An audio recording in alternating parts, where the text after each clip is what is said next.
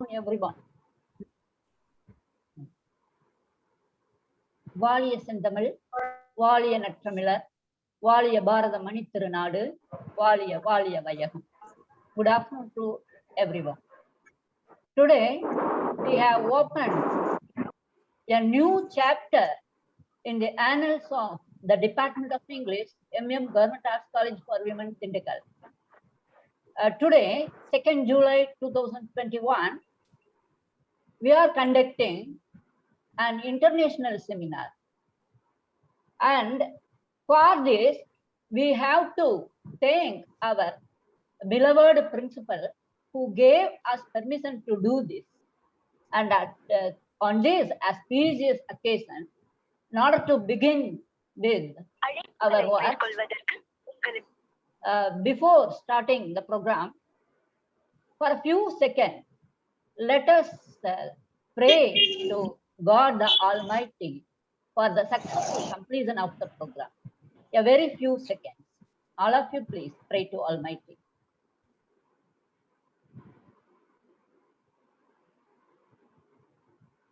Thank you, everyone.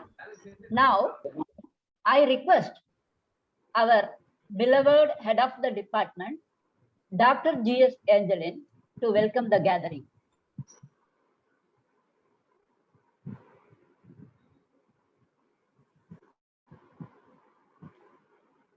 Respected dignitaries, learned professors, scholars, and students from the parent institution and from various other institutions, I wish you all a very good afternoon.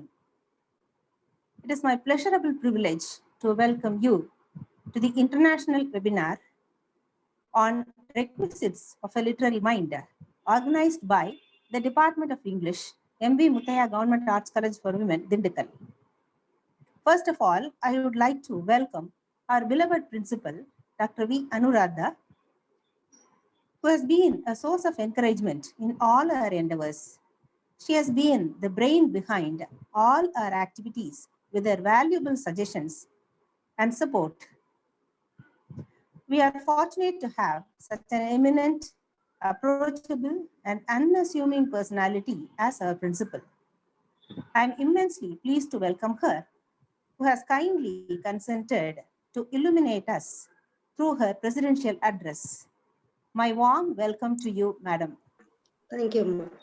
It is my special privilege to welcome our guest speaker, Dr.Maria, Mercy, Amutha, Amalraj, Assistant Professor of English, College of Applied Medical Sciences, English Language Institute, Jazan University, Kingdom of Saudi Arabia. She is a social worker, author, and a language trainer and old girl. She got her PhD in New Historicism from Sastra University, Tamil Nadu. She is deeply interested in interdisciplinary research and in English language teaching.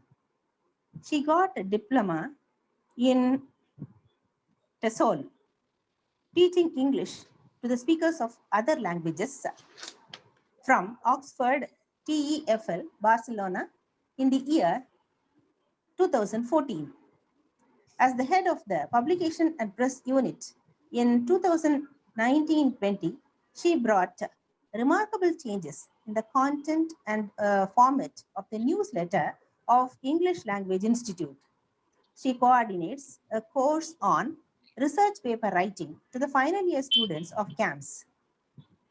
She is a member of IRCST team, research unit, and print and media unit of ELI.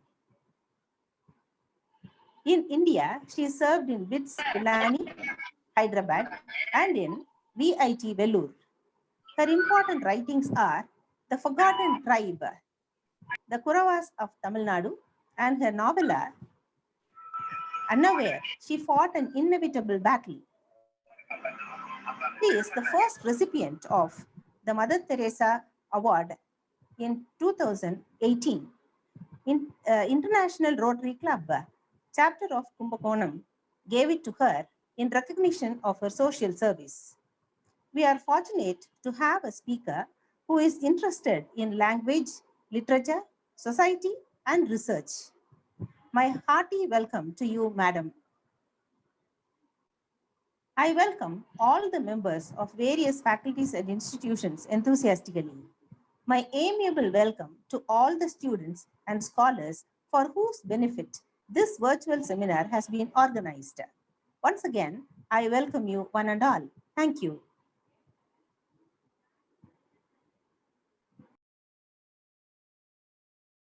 Thank you very much, ma'am, for your kind words and your beautiful welcome address. And now I request our beloved principal, who is a very great source of inspiration to the newcomers and the youngsters. And she is a model of hard work and determination. Because of her, we have seen a lot of works being done in our college. And I request our beloved principal to felicitate us with her presidential address. Please, ma'am. Thank you, Ma. Good afternoon, one and all. Hope you all are doing well. I am very much privileged to preside over this international webinar on requisites of a literary mind. On behalf of our M.V.M family, I am very much happy to welcome our chief guest, an eminent scholar, Dr. Maria Mercy Amutha Amalraj, who is rendering a service as Assistant Professor, College of Applied Medical Sciences, English Language Institute, Jazan University, Kingdom of Saudi Arabia. A warm welcome to you, ma'am. Let us come to today's topic, requisites, basic needs of literary mind. For this, first of all, one should have mind, because we all know our mind is the mediator between our emotional part and our brain part. Hence, what is a literary mind? It only can do the wonders beyond the time and the socio-cultural limits. For example, in our Tamil literature, Tirukural crossed 2000 years approximately. Still, it's in our picture and it's called as Ulaga Podumarai. Our poets like Ilango, Kambar, Manikavasagar, Bharati are still living by their literary works. Likewise, William Wordsworth, William Shakespeare, Bernard Shaw are living beyond the centuries we know. It shows what? Only a literary mind can do the wonders. As a language teacher, I can point out some needs for a literary mind. First thing is imagination. It only extracted so many innovations and inventions in the world. As our poet Kannadasan declared, Paravayai kandan, Vimanam padaitan, Payum meenil padagine kandan, Ediroli ketan, Vanoli padaitan. It's the universal fact. We can say the other needs are expression, content, format, etc. These are all the determinants of an overall creativity. In this occasion, I would like to appreciate Dr. Angelin, HOD of English, Dr. Karthika Devi, Assistant Professor in English, and all the staff members of our English department for organizing this international webinar and wish the webinar to a successful one. Dear students, I think it's the right time to discuss about the requisites of a literary mind among the young minds like you. Our chief guest, Dr. Maria Mercy Amutha Amalraj from Saudi Arabia, will engage these young-aged girls very well, I hope. Thank you, one and all. Nandri Amma. Thank you very much, ma'am. We are very fortunate to have our principal from the Department of Tamil Literature. She knows a lot about the literary skills and the language. So she is the apt person to give the presidential address, and she has enlightened us with her words. Once again, thank you, ma'am. Now it is time to call our chief guest, Dr. Maria Mercy Amutha Amalraj ma'am to deliver her discourse. Ma'am, welcome ma'am, Amutha ma'am. Thank you, ma'am. Okay. It gives me immense pleasure to be here with you all. And I feel humbled as well as privileged to be with you all here today. Good afternoon, everyone. I would like to start off my presentation here about the requisites of a literary mind. When it comes to the requisites of a literary mind, it's an elegant and adroit investigation into the mind of literary requirements. It's a challenge beyond challenges. As a human being, we begin perfecting ourselves while embarking on a career which permits one to establish himself or herself as an individual in the society. Most of us in our early years tend to pass away a lot of time in struggle to establish ourselves in the society. And as we retire, tend to lean towards the idea of relaxing and enjoying the society. I would ask you all to take a moment here. Imagine you're a part of a plot in a narrative, or a poet preparing prudently and efficiently to express your literariness. What is it that you most need in order to emerge to that particular status? Well, the answer lies in the works of those who have created a niche for themselves in the arena of literature already. Hence, to understand the requisites of a literary mind, I would suggest a historical analysis, as I have quoted here from Aristotle. Here, all human beings, by their nature, desire to know. So begins our quest for knowledge to understand, experience, and perceive life around us and beyond. So, is it possible to define a path that has to be taken?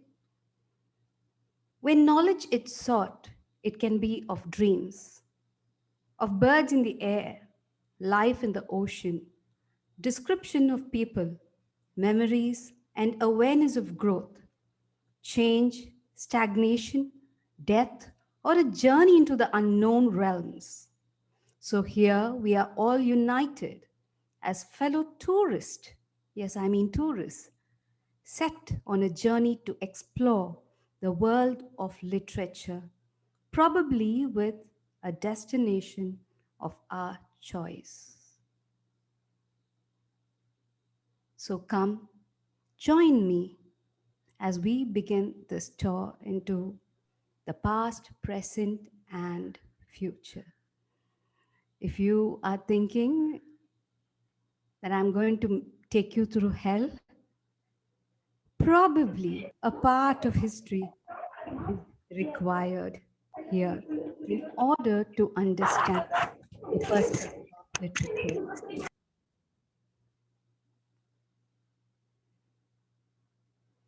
The choice of this destination, which you propose to travel, doesn't come easy. You're a tourist. Remember, I've already given you a role to play here. Your travel requires a lot of homework. You've got to understand the people, the place, the history, the economics, food, culture, arts, the do's and don'ts while you are there in your destination. Then comes your checklist as you set out to pack your bags. Your checklist includes journey tickets, cash, accommodation, and in the current situation, your health passport to ensure that you've got both your vaccines and, of course, a test to show you're COVID-free in order to travel.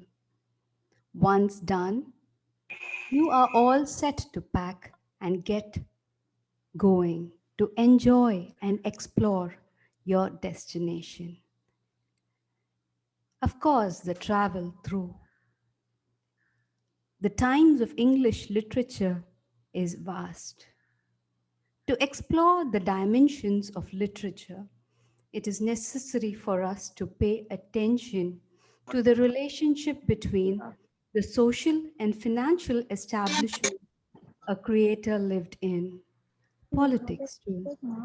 Maybe we could consider the values which led them to success in their careers as professionals or in the lives experience where one stepped out of their cozy homes to survive, to stand apart from the normal crowd, or even have a near death experience before returning to the safety of their homes. Experiences conditioned the thinking of these literary minds who set out to write to help us understand their lifestyle and their challenges. Before I can proceed, I would want you to take a look at the writings mentioned here. Homer's Iliad, Christopher Marlowe's Dr. Faustus, Swift's Gulliver's Travels, Beckett's Endgame, H.B.'s Things Fall Apart, H.G. Wells' Time Machine, Bram Stoker's Dracula, Verghese' My Own Country, a Doctor Story. Tell me now, what do you see? What is common here in all these works I've mentioned? I'm going to give you a few minutes. Please enter your answers in the chat box. What is common here?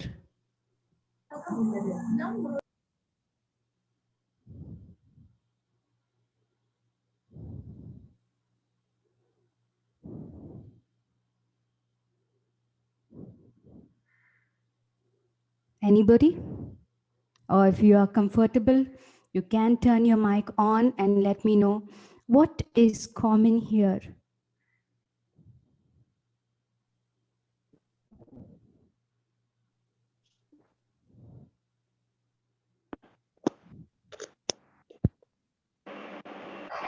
Imagination. Yes.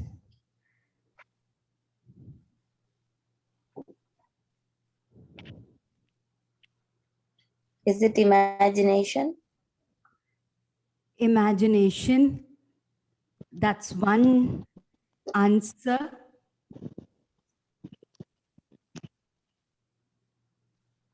What's common? Discovery. A quest for discovery. A thirst for discovery. Yeah. Okay. Probably imagination. I'd go with you on imagination.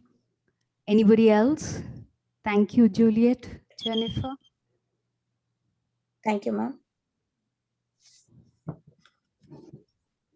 Adventure. Adventure. Yeah. Someone has mentioned adventure. I'm just reading the chat. Anybody else?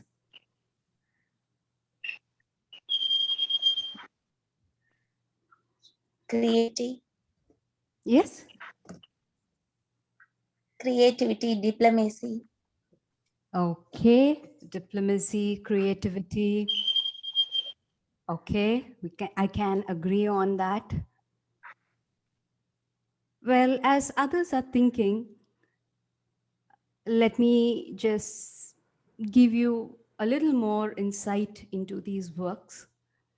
Homer's Iliad.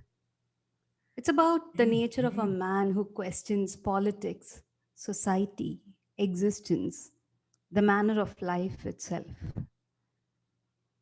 Whereas Faustus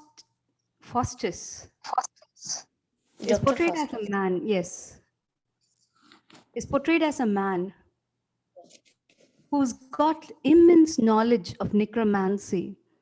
There is a domination of religion over there. Yeah. Gulliver's Travels, as you know, it's not children's literature, it's more of a political satire. Yeah. Endgame talks about existence and experiences of World War II. Things Fall Apart is all about the Western's influence impacting the Igbo community in Africa. Yeah. Time Machine is scientific, based on Albert Einstein's theory that time is real and we can actually time travel. Whereas Dracula is about a harsh man who tends to really exploit people around him. My Own Country, A Doctor's Story, focuses more on doctors, diseases, and sicknesses. It's more about AIDS. What is common here? Any answers? Yes, there is, I think, Dr. Sundaralingam, who has aptly mentioned the kind of answer I was looking for. A thirst for new knowledge, new world. I wouldn't say new knowledge or new world. It is more of knowledge and world, where I would really remove away knowledge, the word new. Reality is what is being portrayed here. Knowledge of experiences and a little bit of imagination with a beautiful narrative technique is what is common in all these works of literature. Let me proceed here.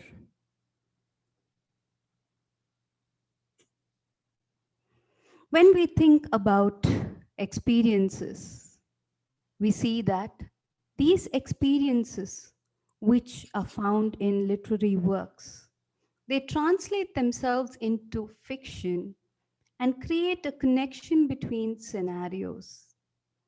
These could relate to journalistic experiences, traveling. Probably it would even mean a ticket back to safety for a person or character. It could also mean a turmoil a protagonist faces, as he describes it. A privileged life.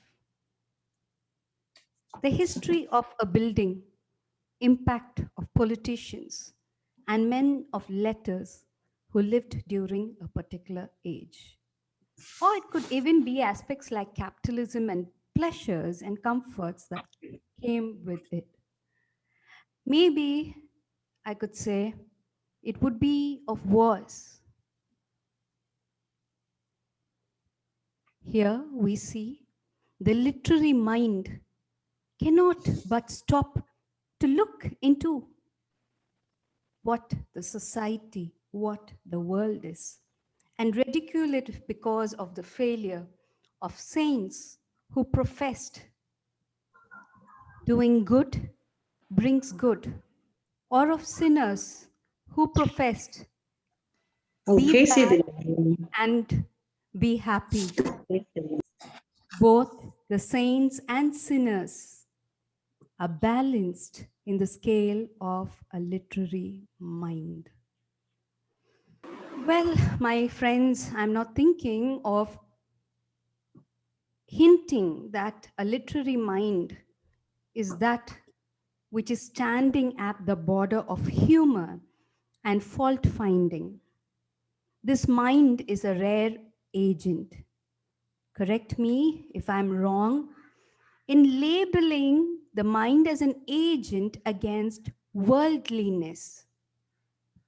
This is an agent which attends to humans as subjects portrayed as speakers, listeners, and observers of a world in action, progressing, failing, and reviving, maybe deteriorating and decaying because of its own fallacies. As a new historist, I would agree with most others who say history often repeats itself. So, with some forethought and precaution, the inevitable can always be avoided. For instance, let's consider Chaucer's Canterbury Tales. We often pay attention to the characters, the setting, the deviant speeches made by the characters, the verbal restraints, the dictates each character emphasizes. But the foundation of the narrative is often overlooked here. Well, that made me really think about if the narrative is all about religion, or is it about Christians, or does it have something more which we have failed to decipher?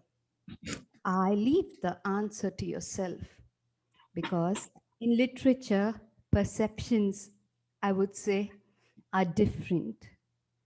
You could have your own perceptions to what I have to say. Somehow, we have failed to realize that in the current scenario, we all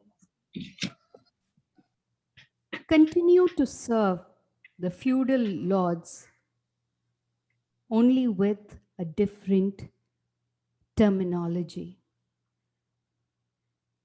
Nobles are replaced, commercial wealth is replaced by bankers, the corporate has taken over the feudal system, as you can see here.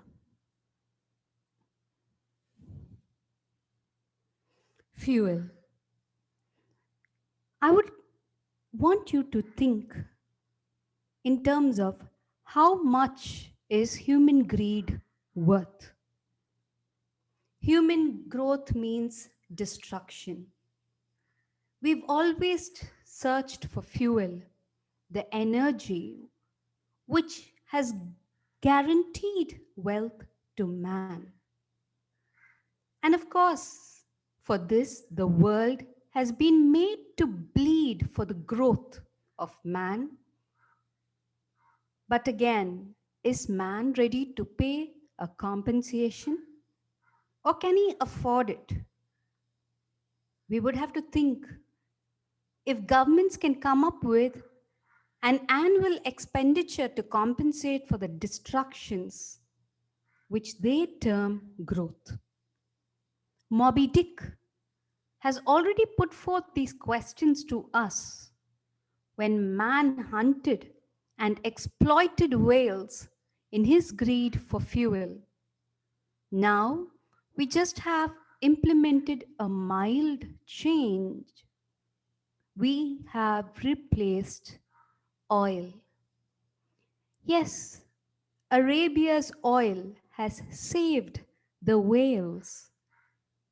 But again, has man not learned anything from the narrative of Moby Dick? Why does Moby Dick still exist as a literary work which is admired, which is considered a well-researched narrative covering all activities to the age with accuracy in characterization and depictions which are perfect. I leave The American War, a novel, to be read by you for future to compare what I mean. Now let's take a break from such a serious world. Let's talk about music. I'd like to talk about The Great Gatsby. Well, I did include some music here. Unfortunately, it doesn't seem to play. So, what do you think about jazz? Jazz is a fun world filled with happiness. There's a lot of freedom, culture, freedom to express, a freedom to make choices. However, jazz was born in the hands of a black man who sought the experience of joy and freedom denied to him during the 1920s through his expression of music in terms of jazz. Apart from gaining a worldwide cultural influence, jazz established a theme of black pride. It also sent out a stronger message for those born with a silver spoon that riches don't belong to the riches all the time. Yes, this was the beginning of class abolishment. To go further,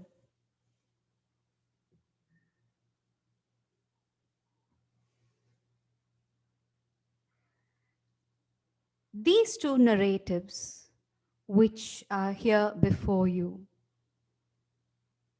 talk about another passage of time where literature evolved to open up the closed spaces they so called homes. In these narratives, we see the experiences within the so imagined safe and cozy homes withered away. The hierarchy of power, suppression, dominance, and madness emerged from within these closed spaces of homes. The true nature of man, of all the civilized world which he put forth, faded and was unveiled. We, in these narratives, become spectators of unruly, violent, and uncontrollable nature of man.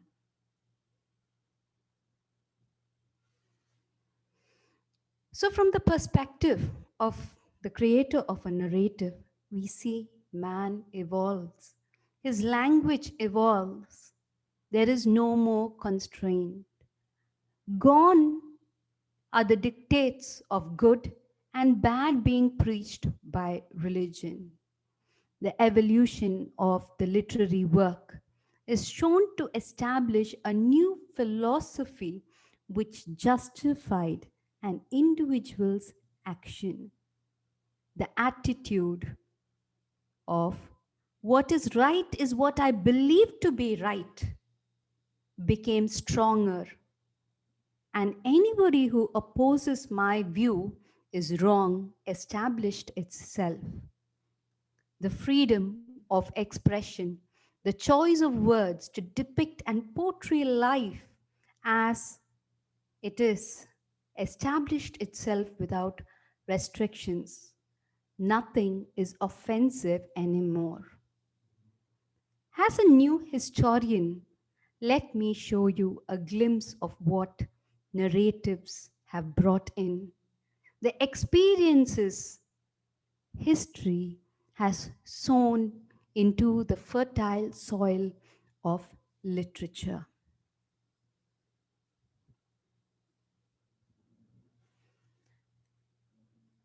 The African American experience.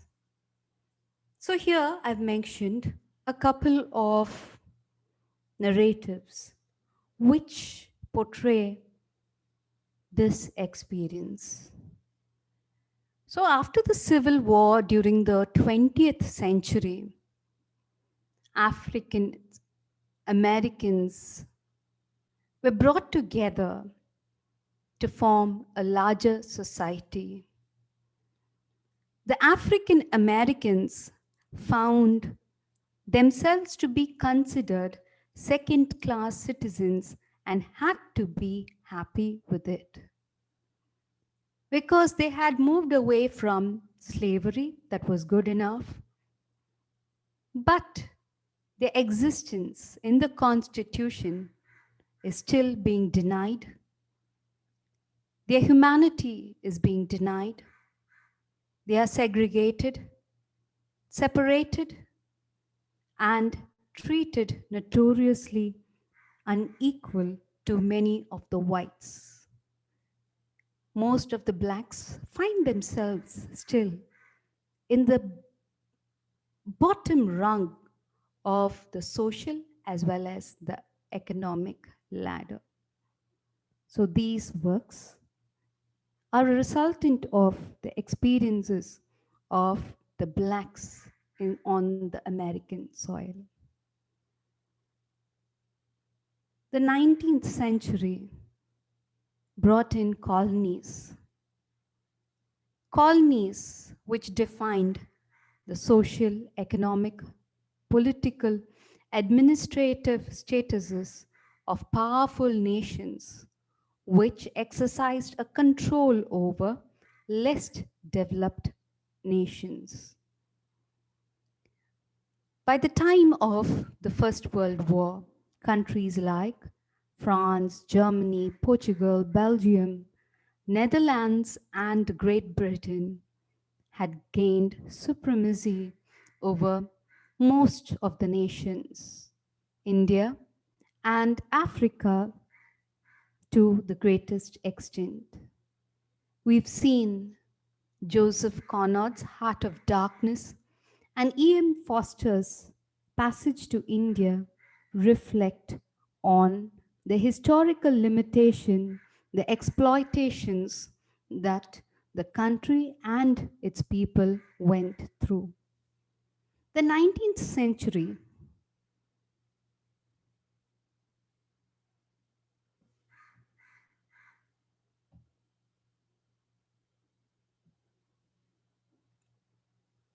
also brought in an area of psychoanalysis. This originally was a method of treating mental disorders derived from the theory and practice of Sigmund Freud.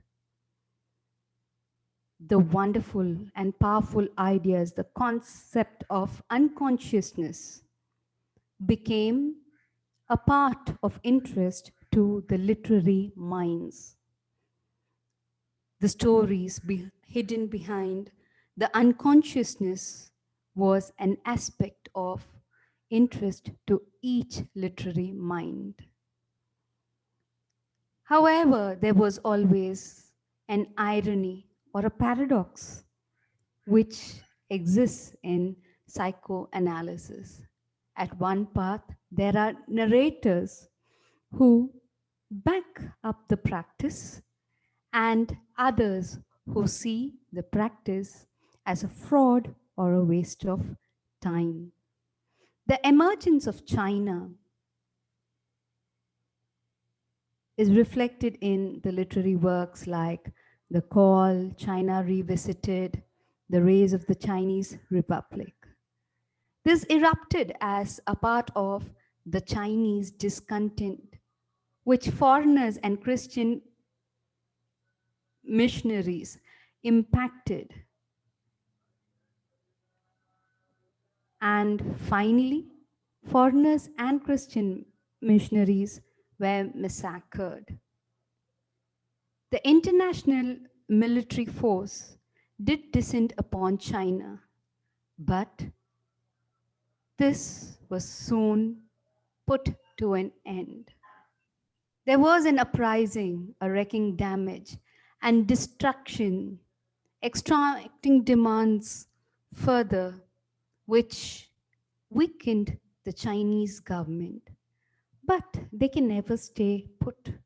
They would want to emerge as a nation with power once again, as we see in today's scenario. Expeditions were in fashion, where many explorers of the 20th century wanted to go into the frozen areas of the Arctic and Antarctic. Many nations wanted to establish the Antarctic as their territories, but the claims were never recognized. Till in 1959, 12 nations signed a treaty that the scientific research on the continent would continue for another 50 years.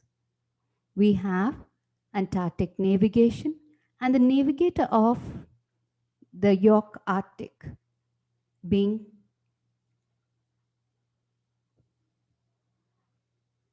works which reflect these expeditions. Titanic. I wouldn't have to talk a lot about the Titanic. You've seen the movie and you know the Titanic was the largest, most luxurious passenger ship of its day. Its advanced engineering features virtually went with the ship is unsinkable. It was considered a triumph of technology over nature.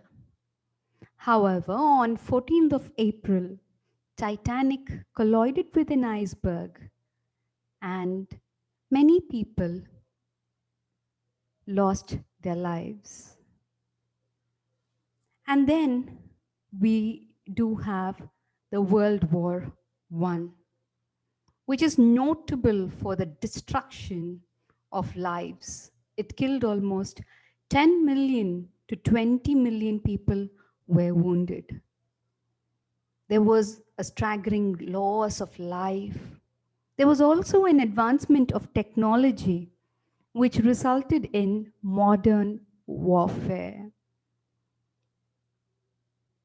We were introduced to the barbed wire, poison gas, machine guns, massive artillery, and slaughter, which became military tactics on both sides. The horror of war established itself in a very strong manner during the First World War. Of course, the literary mind again was divided. Some crusaded for the war, calling it sacred duty to the nation. People demonized their enemies. There was a lot of extolling of the nobility. People dying for their country was considered noble. Christianity, military, nationalism, and socialism were all symbols of pride. Maybe I could remind you of Joan of Arc, who was glorified during the war. But again, there was another aspect of literary mind which portrayed the actual experience of people of this mechanized warfare. They began to write the slaughter which they experienced during the war. Language too took a different form in expression. The heroism, demonization of nations became the official propaganda for most who wrote a literary work. In 1917, we did have the Russian Revolution. It was all about the Russians, the empire, boasting about itself, the large army it had, the power it established, and the autocratic rule of their kings. It was also a place where the Marxist intelligence emerged, took shape among the working class, and a revolution broke out. Some were considered terrorist activities when a revolutionary group established themselves. Around 1927, the aspects of alienation, as we see in The Fall, An American Dream, the movie goer established itself. People felt a sense of anxiety, guilt. Life was boring, meaningless. And even when given the power, people thought, I exist. The formula of existence can be seen as existence precedes essence. So, to exist, one found themselves under pressure to be somebody. And being somebody meant having a say, having freedom to express their choices and take actions. The stock market crash and the Great Depression went hand in hand together.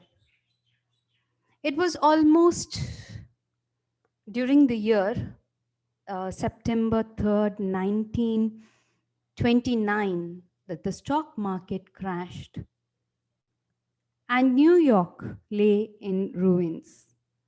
The crash of the stock market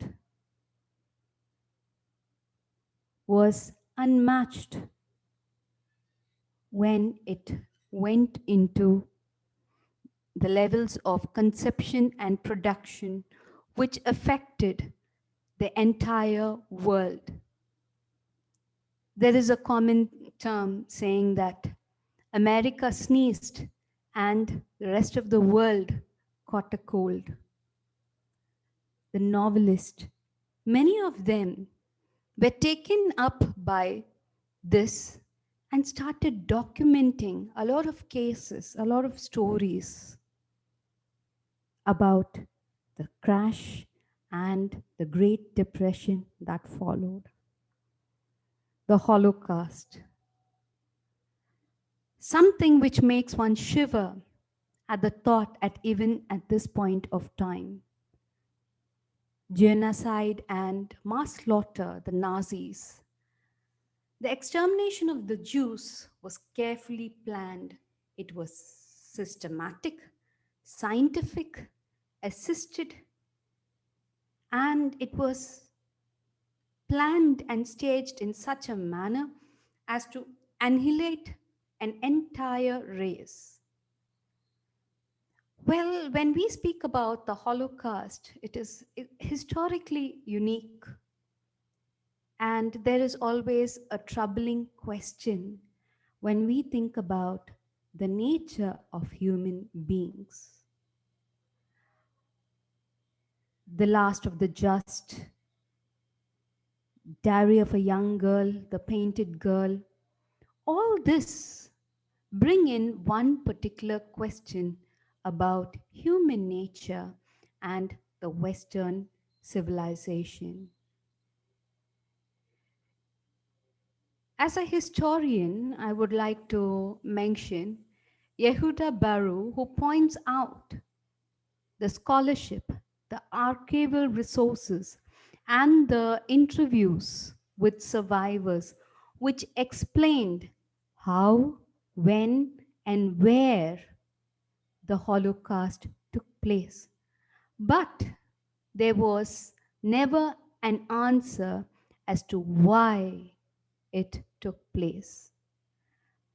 You would have to remember that if the Holocaust is a part of human nature, in that case, the danger is it is repeatable, a truth that subsequent events that we have come across in Cambodia, Rwanda, and Bosnia have all made it too well that history can repeat itself in a different form.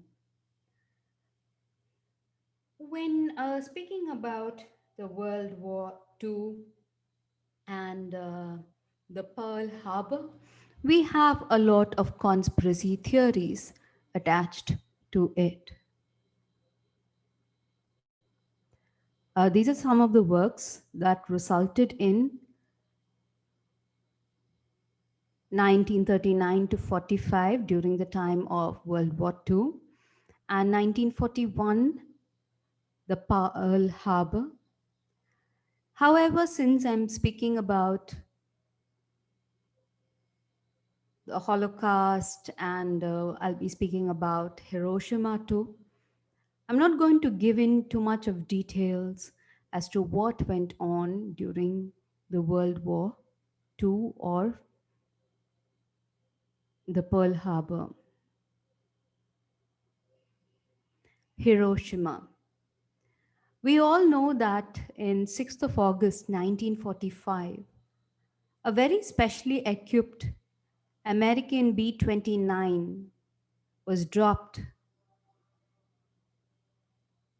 around 1,800 feet from above the city. The bomb fell at the center and it devastated almost 4/5 of all the buildings to 7 square miles from the center. We see that a single bomb claimed around 78,000 lives. And there was an explosion that created a mushroom-like cloud which turned into a black rain. We also see that this experience of Hiroshima towards the end of the Second World War resulted in the so-called zombies which we see today, because when the bomb was dropped, people melted. The melting people walked half alive and half dead, and that, to a literary mind, brought in the zombies. Hitler, the root cause for all this, was an artist who later became a political instructor for the army, and with his speeches soon assumed the leadership of the Nazi party, and we know what followed. So we have people prying into the life of Hitler, his relationship, people who had an impact on his life, everything in the form of narratives. The Cold War, which has its imprint in today's world, still, and of course, the fall of the British Empire, which established itself in almost every continent except Antarctic, validated itself with the quote, to quote, "The sun never sets." Somehow, with the death of Queen Victoria, it came to an end. India and Africa, especially India, under the fragile figure of a man who had a very stern policy. I'm mentioning Mohandas Karamchand Gandhi here. With his policy of no bloodshed, a beautiful terminology called ahimsa, he effectively ended the British Empire.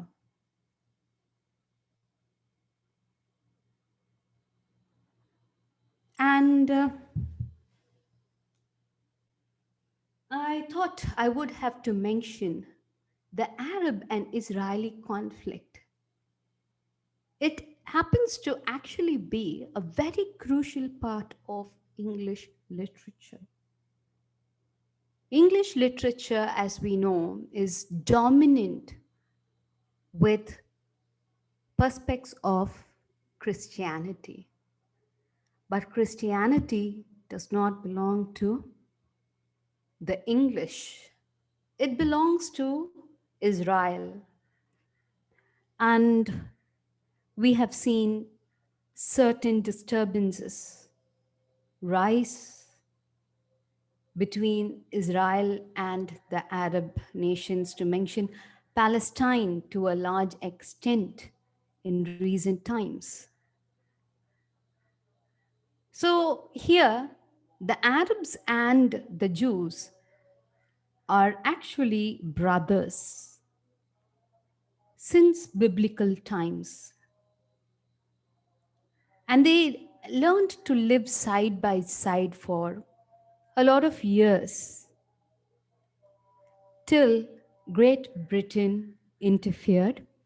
And later on, with the United Nations resolution in Resolution 181, which mediated Arab and Jewish claims on Palestine, they partitioned Palestine into Israel and Palestine.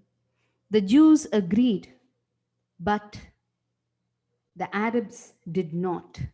So the conflict of the Arab and Israeli war continues. A lot of Arabs, Palestine Arabs, had to flee their home, and as a result of the war, they became refugees in most of the European countries. And all they ever ask is a homeland where they can settle and live peacefully. Space exploration is a part of the Cold War.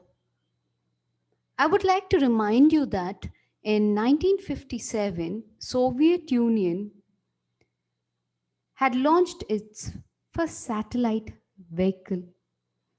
Can anybody tell me the name of the vehicle that was first launched by Russia? Or can I say Soviet Union?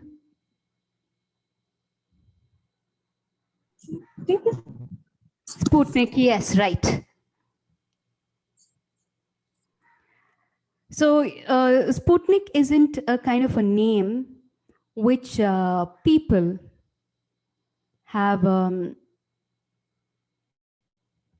actually brought in at this particular point of time. So Sputnik was the first instances where Russia tried to tell the world, I am the leader of science and technology.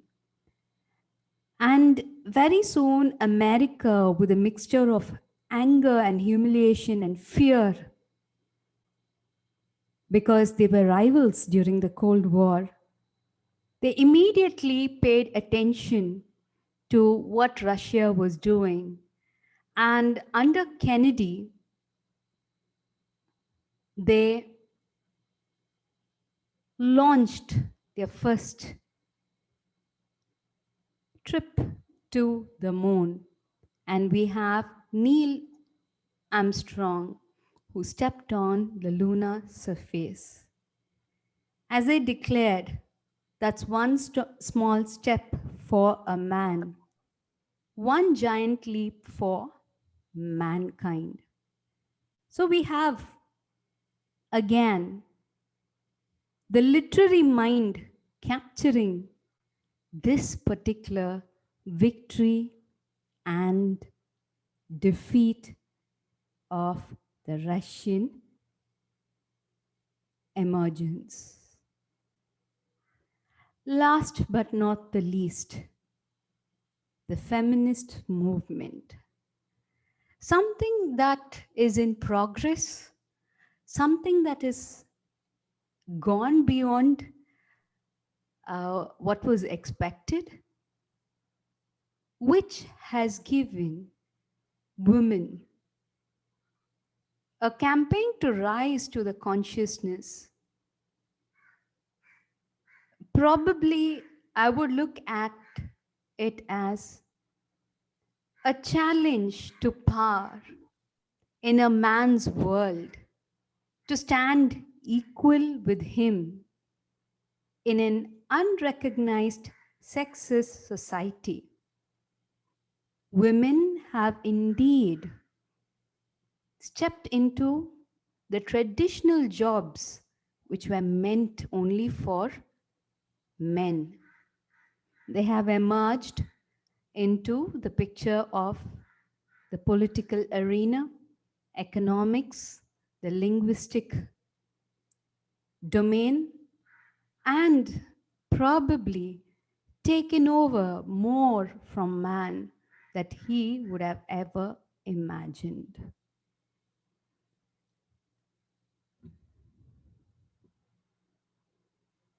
So with this, I would say there is one thing that we could all talk about or consider whenever we think of a literary mind. Because literature has made tremendous progress, and I'm still left to answer the particular question: what are the requisites of a literary mind? Or have I actually answered it in a sort of a Derridian manner, where the meaning keeps shifting as I attempt to tell you that the literary mind is a mind of knowledge, knowledge of experience, realism, expression, fear, fearlessness, unworldliness, science, greed, power, governments, science, technology, homes, nature, animals, birds, the freedom given to these living beings as well, the preservation of nature, the preservation of people, the attitude to stop children from entering wars, or should I end by saying it is a race which the literary mind stands, observes, and functions like a commentator who just tells you about his or her experiences as they return from their tour. I would like to thank M.V.Muthiah Government Arts College for having me here with you, especially the members of the English department, principal. I would like to thank her for providing me the opportunity to engage you today. A special thanks to the head of department, Dr. G.S.Angelin, and the organizing secretary, Dr. R.Karthika Devi. Thank you, one and all. If you have questions, please feel free to ask. Students, do you have any questions? You can ask, any one of you. If you have any doubts, you can ask our ma'am. She is waiting to answer you. Girls, not only girls, on the side of the faculty also, you can give your feedback or you can ask any question related to language and literature. Students? Okay, I guess it's a no then. Ma'am, actually, we were spellbound by your attractive, beautiful voice, ma'am. It was just like a drenched in honey. Very sweet, ma'am. I'm humbled. Thank you, ma'am. Already, I have seen you as a language expert in one of the international conferences organized in Government Arts College, Kumbakonam, ma'am. There, you dealt with your experiences as an English professor in one of the Gulf countries. It was very humorous, in a very funny way. At that time, you spoke. And today, the topic you have handled in such a serious manner. Already, you have proved as a language expert. Today, we have seen the depth of knowledge of literature you have. All the points, the common features of great literary works with the historical perspectives you have presented. Thank you very much, ma'am. Anybody has any question? I'm humbled. Thank you, ma'am. Thank you. Girls, do you have any question? If you are not interested, I will call Hema ma'am. Shall I call Hema ma'am? Girls, are you ready? Do you have any question?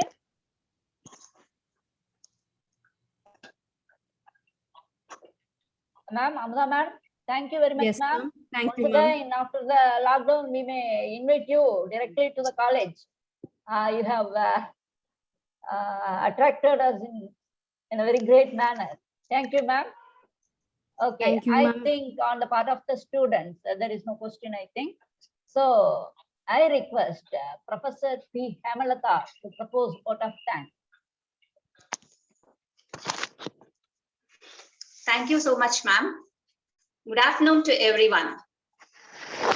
The world has enough beautiful mountains and meadows, spectacular sky and serene lakes. It has enough lush forest and flowery fields. It has promising sunrise and sunset every day.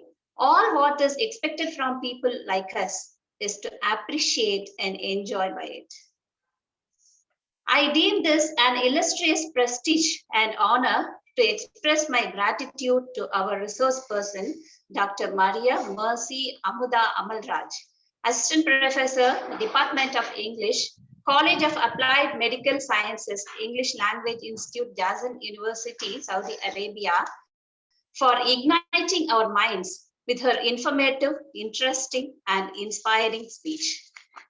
She has said that she has dealt all the matters from the Derridian point of view. Thank you, ma'am. Your address is mellowed with information from a diachronic point of view, made the literary mind capture the happenings in the society and rise to the consciousness. There is a chart that is mind, which is full of knowledge, expression, experience, fearlessness, technique, science, freedom, and whatnot. Thank you so much, ma'am, for your address and giving your consent to spend your precious time with us. I wish to record my wholehearted gratitude to our respected principal for her high motivation and encouragement. I like to propose my gratefulness to Dr. G.S.Angelin, Associate Professor and Head, Department of English, for her strenuous effort to conduct this one-day international seminar successfully. I'm immensely pleased to thank Dr. R.Karthika Devi, Assistant Professor of English, for her effort to organize the seminar successfully. I like to thank all the faculty of the Department of English for their support, continuous support to the resounding success. I thank all students, staff from the parental institution and from other colleges for their active, enthusiastic participation. It would be incomplete if I failed to acknowledge the help rendered by Ms. Karthika Jyoti by her technical support. Thank you so much. Whatever language we speak, whatever deeds we do, just a word of thank you with a smile will make everything happy and fulfilled. Thank you so much for giving this opportunity. Thank you. Thank you, Amutha ma'am. Thank you, Hema ma'am. Thank you, everyone. I thank everyone. Vanakkam.